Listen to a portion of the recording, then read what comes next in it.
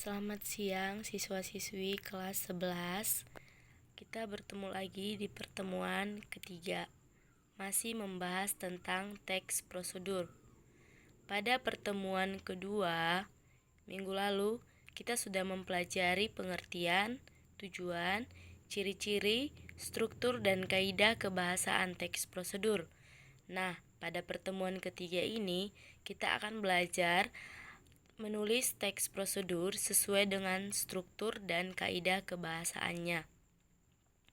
Sekedar mengingatkan kembali apa saja struktur teks prosedur.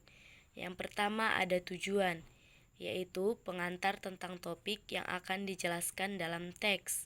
Lalu yang kedua ada langkah-langkah, perincian petunjuk yang disarankan kepada pembaca terkait dengan topik yang ditentukan. Lalu yang ketiga ada penegasan ulang, yaitu harapan atau manfaat apabila petunjuk-petunjuk tersebut dijalankan dengan baik. Lalu kaidah kebahasaan teks prosedur, ini minggu lalu sudah dijelaskan.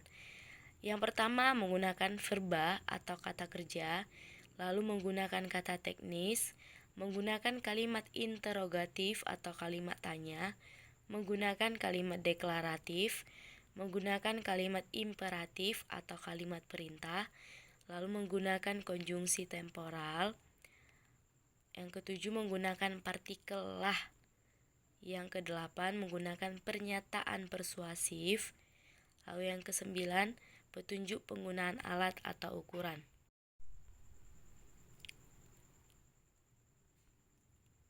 Langkah-langkah menyusun teks prosedur. Yang pertama, menentukan topik. Yang kedua, mengumpulkan bahan. Yang ketiga, menyusun kerangka. Yang keempat, mengembangkan kerangka secara utuh. Silakan kamu perhatikan. Yang pertama tadi menentukan topik. Tentukanlah kegiatan yang akan kamu selesaikan. Misalnya, cara membuat KTP, cara membuat SIM, cara membuat tempe, cara membuat nastar, dan lain-lain. Setelah kamu tentukan topik, lalu kamu mengumpulkan bahan. Bahan di sini adalah kamu bisa peroleh dari buku, majalah, surat kabar, pengamatan, pengalaman, narasumber, dan lain-lain. Lalu yang ketiga, menyusun kerangka. Kerangka atau rancangan garis besar teks prosedur dibuat untuk menghasilkan langkah-langkah yang sistematis. Dan yang keempat, mengembangkan kerangka menjadi teks prosedur yang utuh berdasarkan struktur dan kebahasaan yang tepat.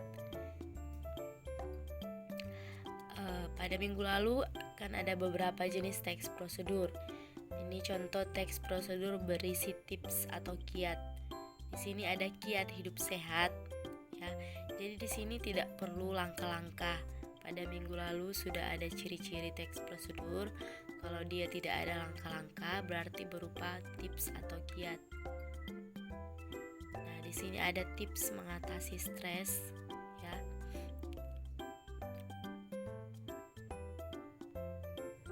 Lalu yang kedua, teks prosedur berisi penggunaan alat elektronik. Nah, di sini ada cara penggunaan mesin cuci. Persiapan sebelum mencucinya. Di sini ada berupa langkah-langkah. Bisa kamu perhatikan, ya, tidak perlu Miss baca semua. Lalu contoh yang ketiga itu teks prosedur resep makanan. Nah, ini ada contohnya. Misalnya membuat nasi goreng kambing, ya. Nah, di sini terdapat bahan, ya, lalu langkah-langkah pembuatannya bagaimana secara lengkap dibuat di sini. Lalu yang keempat, teks prosedur melakukan kegiatan atau aktivitas. Nah, di sini ada kan proses penerbitan EKTP.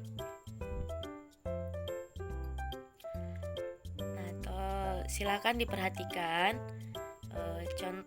contoh dari teks prosedur resep makanan, cara membuat getuk trio khas Magelang. Perhatikan di sini ada strukturnya, ya. Di sini ada tujuan. Tujuannya berupa pengantar. Ibaratnya pengantar di sini adalah latar belakang pembuatan dari makanan tersebut. Ibarat bahasa Medannya cakap-cakapnya lah gitu. Nah, tujuan di sini banyak sekali kudapan tradisional Indonesia yang berbahan dasar singkong. Salah satunya adalah getuk trio khas Magelang, Jawa Tengah. Makanan ini memiliki tekstur yang lembut dan rasa yang manis. Ini adalah tujuan. Ya. Lalu langkah-langkah. Di sini sudah jelas langkah-langkah bisa tercakup bahan, alat dan bahan. Ya. Lalu cara membuatnya. Di sini sudah dibuat bertahap, namanya langkah-langkah. Berarti sistematis, dia tersusun, tersistematis, terstruktur. Nah, di sini yang terakhir penegasan ulang. Setelah tujuan, langkah-langkah, penegasan ulang. Penegasan ulang ini ibaratnya di situ sudah meyakinkan kembali apa yang akan dicapai dari teks prosedur itu. Seperti tadi, cara membuat getuk trio. Nah, di sini penegasan ulangnya apa? Sangat mudah bukan? Semoga dengan langkah-langkah di atas dapat membantu kalian dalam membuat getuk trio yang rasanya tak kalah enak dengan yang dijual maupun diolah oleh para ahli. Nah, di sini harapan atau manfaat yang didapat dari teks prosedur itu. Lalu kita akan masuk ke kaidah kebahasaannya. Tadi kan ada beberapa kaidah kebahasaan. Nah, Miss akan menunjukkannya ya. Di sini ada kalimat deklaratif. Kalau dikatakan kalimat deklaratif itu adalah pernyataan ya. Pernyataan, bukan pertanyaan. Kalau pertanyaan itu interrogatif. Lalu perhatikan di sini. Di sini ada kata verba atau kata kerja. Ya, tambahkan. Artinya di situ melakukan sesuatu kegiatan. Lalu ada kata teknis, loyang. Di sini kan prosedurnya resep membuat getuk tadi. Ya, jadi apa kata-kata yang berhubungan dengan cara pembuatan getuk? Itu dia artinya kata teknis. Lalu ada di sini kalimat imperatif atau perintah. Sudah jelas, berarti ada partikel lah dan kan, tambahkan, pipihkan, keluarkan, ya. Lalu, di sini ada konjungsi. Kalau dikatakan konjungsi, berarti penghubung antar kata dengan kata, antar kalimat dengan kalimat. Nah, di sini sudah Miss tandai, kamu perhatikan baik-baik ya. Selanjutnya, nah, partikel lah tadi di kaidah kebahasanya kan ada menggunakan partikel lah, kukus lah. Sama dengan bisa juga kalimat imperatif atau perintah. Nah, ini kalimat persuasif. Alangkah lebih baik jika singkong ditumbuk selagi masih panas agar lebih mudah. Kalau dikatakan kalimat persuasif, semacam memberikan saran. Itu artinya. Lalu ada di sini penggunaan alat ukuran. Ukuran loyang berukuran 18 x 20 cm. Jadi ada satuan ukurannya.